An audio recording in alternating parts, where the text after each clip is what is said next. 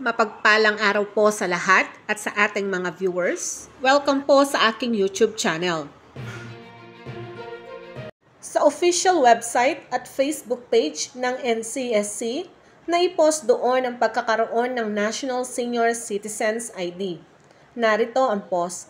Sa isang makabuluhang hakbang tungo sa inclusive digital governance, opisyal na ilulunsad ng National Commission of Senior Citizens at Department of Information and Communications Technology ang National Senior Citizens ID sa July 23, 2025, 3:00 p.m. sa roof deck, the Upper Class Tower, Quezon City.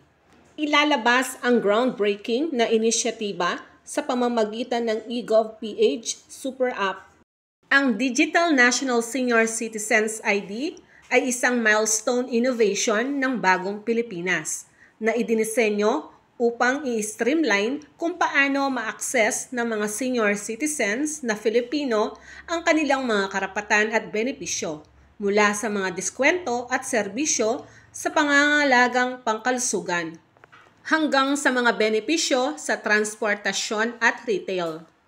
Sa pamamagitan ng paglipat mula sa physical na ID tungo sa isang secure na nakabatay sa app, pinapahusay ang pagpapahatid ng serbisyo at binabawasan ang dependency sa physical na dokumentasyon.